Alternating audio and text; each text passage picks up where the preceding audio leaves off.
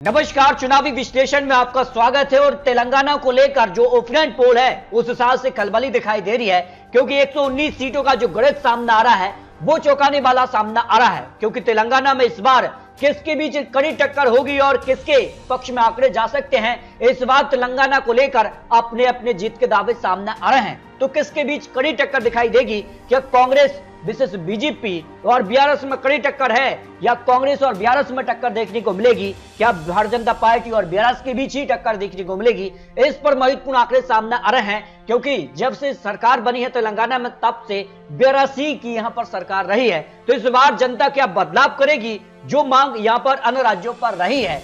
तो इस बार क्या बीजेपी का नंबर या फिर कांग्रेस का नंबर? क्योंकि भारतीय जनता पार्टी का जो सूरज है वो तेलंगाना में क्या उगेगा, इस पर कुछ महत्वपूर्ण आंकड़े। क्योंकि दक्षिण भारत अब तेलंगाना एकमात्र राज्य है लोकसभा चुनाव से पहले जहां विधानसभा चुनाव है, और ऐसे में भारतीय जनता पार्टी चाहेगी कि तेलंगाना में जीत हासिल करके यह दक्षिण भारत में यहां पर सरकार बनाई जाए। 2018 में भारतीय जनता पार्टी ने केवल एक सीट पर जीत हासिल की थी, 6% वोट शेयर रहा था। लेकिन 2019 लोकसभा चुनाव में यह 4 लोकसभा सीटें और 19% वोट शेयर, और ग्रेटर हैदराबाद नगर निगम 2020 में 48 सीटों पर जीत हासिल करके 34% वोट शेयर हासिल करके ये साफ कर दिया कि तेलंगाना में अगली सरकार भारतीय जनता पार्टी की बनने जा रही है। तो इस बार जिस कार के बड़े बड़े ऐलान किए जा रहे हैं, यहां पर बात की जाए तो तेलंगाना में एआईएम पार्टी का भी असर है। ऐसे में मुस्लिम मतदाता जो है वो कांग्रेस के साथ जाएंगे या बीआरएस के पक्ष में या फिर एआईएम के पक्ष में, क्योंकि इस बार काफी हलचल दिखाई दे रही है। और प्रधानमंत्री मोदी जी के बड़े बड़े रोड शो देखने को मिले हैं, और उसमें जो जन सैलाब देखने को मिला है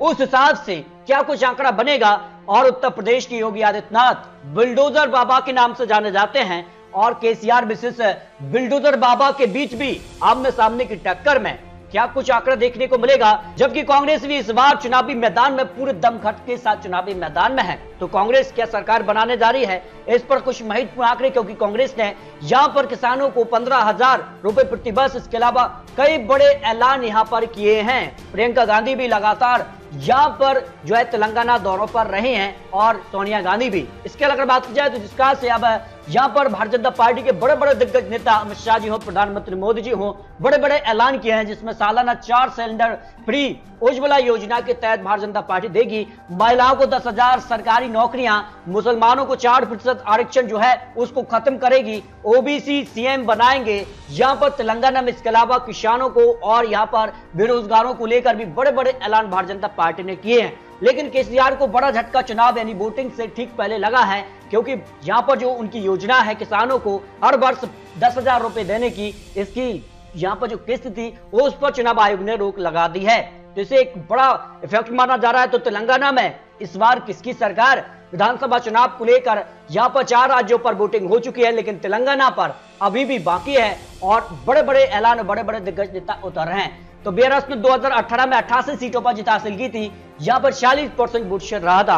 कांग्रेस ने 19 सीट, भारतीय जनता पार्टी ने 1 सीट और एआईएम पार्टी ने 7 सीटों पर जीत हासिल की थी। लेकिन इस बार जो आंकड़े हैं वो किसके पक्ष में जा सकते हैं? लोकसभा चुनाव में बीआरएस ने 9 सीट, कांग्रेस ने 3, जबकि भारतीय जनता पार्टी ने 4 सीटों पर जीत हासिल करके ये साफ कर दिया था कि इस बार यहां पर सीधे तौर पर तेलंगाना में एक तरफा जीत नहीं, बल्कि यहां पर भारतीय जनता पार्टी और बीआरएस में कड़ी टक्कर होने जा रही है। लेकिन जो तेलंगाना को लेकर सवाल है कि किसके बीच टक्कर हो सकती है, भारतीय जनता पार्टी बीआरएस के बीच में 58% लोग मानना है, जबकि कांग्रेस विशेष बीआरएस के बीच 42% लोगों का मानना है। तो तेलंगाना की 119 सीटों का जो अनुमान है उस हिसाब से करीमनगर की 4 विधानसभा सीटों पर भारतीय जनता पार्टी को 1 सीट, जबकि यहां पर बीआरएस को 2 सीट और कांग्रेस के पक्ष में 1 सीट का अनुमान सामने आ रहा है। मेडक की 2 विधानसभा सीटों पर भारतीय जनता पार्टी को 1 सीट पर बीआरएस के बीच कांटे की टक्कर दिखाई दे रही है। कांग्रेस और रानी के पक्ष में यहां 0 सीट जा सकती है। हैदराबाद की 15 सीटों की बात की जाए तो भारतीय जनता पार्टी 3 सीटों से ज्यादा यहां पर हासिल कर सकती है। 7 सीटों पर यहां पर बीआरएस, 2 सीटों पर कांग्रेस और 3 सीटों पर अन्य का पलड़ा भारी नजर आ रहा है। खम्मम की 5 विधानसभा सीटों पर भारतीय जनता पार्टी को 1 सीट, बीआरएस को 2 सीट, कांग्रेस को 2 सीट, अन्य के पक्ष में 0 सीट का अनुमान सामने आ रहा है। निर्मल की यहां पर 3 विधानसभा सीटों में भारतीय जनता पार्टी को 2 सीट और 1 सीट पर बीआरएस, कांग्रेस और अन्य के पक्ष में 0 सीट जा सकती है। मंसियाल की 3 विधानसभा सीटों पर तीनों ही पार्टियों में त्रिकोणीय टक्कर यहां पर देखने को मिल सकती है। 1 सीट पर भारतीय जनता पार्टी, 1 सीट पर बीआरएस और 1 सीट कांग्रेस और अन्य के पक्ष में 0 सीट का अनुमान सामने आ रहा है। बनार पार्टी की 1 सीट पर सीधे तौर पर बीआरएस का पलड़ा यहां पर भारी हो सकता है। कांग्रेस अन्य के पक्ष में और भारतीय जनता पार्टी के पक्ष में 0 सीट जा सकती है। यहाँ पर बात की जाए बरमल अर्बन की 3 विधानसभा सीटों पर त्रिकोणीय टक्कर यहां पर भी देखने को मिल सकती है। एक सीट पर भारतीय जनता पार्टी, एक सीट पर बीआरएस और एक सीट कांग्रेस और रहने के पक्ष में 0 सीट की संभावना दिखाई दे रही है। आदिलाबाद की 2 विधानसभा सीटों पर बीआरएस और कांग्रेस को एक सीट मिल सकती है, यानी सीधे तौर पर बीआरएस और कांग्रेस के बीच कड़ी टक्कर दिखाई दे रही है। भारतीय जनता पार्टी और रहने के पक्ष में 0 सीट की संभावना हो सकती है। यादाद्री बोगीर की 2 विधानसभा सीटों पर दोनों सीटों पर बीआरएस का ही यहां पर पलड़ा भारी नजर आ रहा है। भारतीय जनता पार्टी और कांग्रेस के पक्ष में 0 सीट की संभावना दिखाई दे रही है।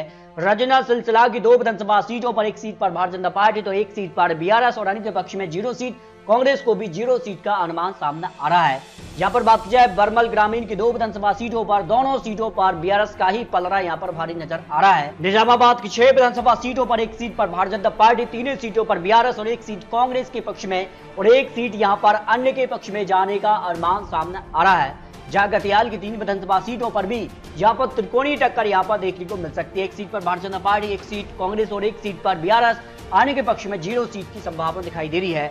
यहां पर बात की जाए जोगुलमा गढ़वाल की 2 विधानसभा सीटों पर दोनों सीटों पर बीआरएस का पलड़ा यहां पर भारी नजर आ रहा है।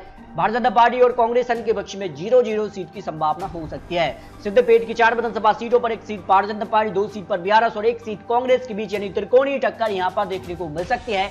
आने के पक्ष में यहां पर 0 सीट जा सकती है। कमारेड्डी की अगर बात की जाए तो 3 विधानसभा सीटों पर में से 2 सीटों पर बीआरएस और एक सीट कांग्रेस के पक्ष में जाने की संभावना दिखाई दे रही है। अन्य और बीजेपी के पक्ष में 0 सीट की संभावना हो सकती है। भारत की अगर बात की जाए तो 5 विधानसभा सीटों में से 2 सीटों पर भारतीय जनता पार्टी, 2 सीटों पर बीआरएस और एक सीट यहाँ पर कांग्रेस के बीच यानी त्रिकोणीय टक्कर यहाँ पर देखने को मिल सकती है, जो अनुमान सामने आ रहा है। जबकि सूरपेट की 4 विधानसभा सीटों में से एक सीट पर भारतीय जनता पार्टी और 2 सीटों पर बीआरएस और कांग्रेस के पक्ष में एक सीट जा सकती है। इस हिसाब से यहां पर भी त्रिकोणीय टक्कर देखने को मिल सकती है, लेकिन बीआरएस का पलड़ा यहां पर भारी नजर आ रहा है।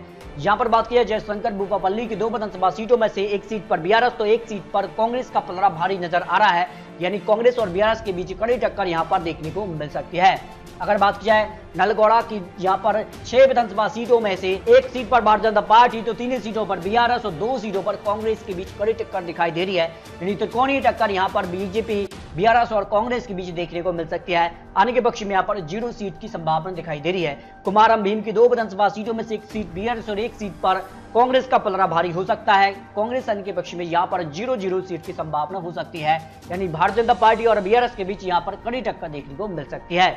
महबूब नगर की 5 विधानसभा सीटों में से एक सीट पर बीजेपी तो 2 सीटों पर बीआरएस और एक सीट कांग्रेस और एक सीट अन्य के पक्ष में जाने का अनुमान यहां पर सामने आ रहा है, यानी यहां पर बिल्कुल त्रिकोणीय टक्कर है, लेकिन अन्य का भी यहां पर पलड़ा भारी नजर आ रहा है।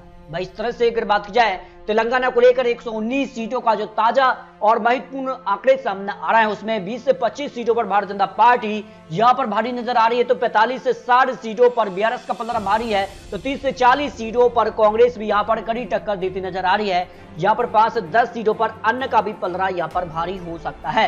इसके अगर बात की जाए तो तेलंगाना को लेकर 119 सीटों पर जो सी वोटर का सर्वे था उसमें कांग्रेस को 39% वोट शेयर, तो भारतीय जनता पार्टी को 14%, बीआरएस को 41% यानी कि पक्ष में 6% वोट शेयर का अनुमान लगाया गया था।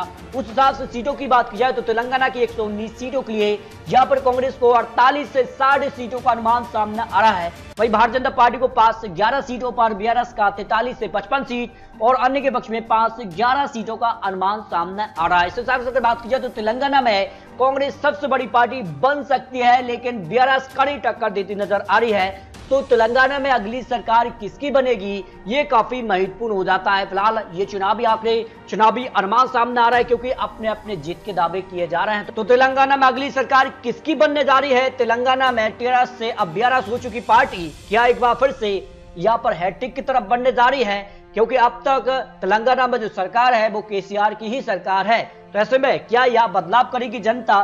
तो बदलाव के तौर पर किसे देखना चाहेगी, क्या भारतीय जनता पार्टी या कांग्रेस? क्योंकि यहाँ पर सीधे तौर पर त्रिकोणीय टक्कर अब तेलंगाना में देखने को मिल रही है। फिलहाल आपको बता दिए चुनावी आंकड़े, चुनावी अनुमान है, 3 दिसंबर को नतीजे सामने आ जाएंगे। आखिर तेलंगाना में अगली सरकार किसकी बनने जा रही है? तो आपको अपनी राय रखनी है। मिलते दोस्तों और लेटेस्ट और महत्वपूर्ण विश्लेषण के साथ, तब तक के लिए जय हिंद, जय भारत।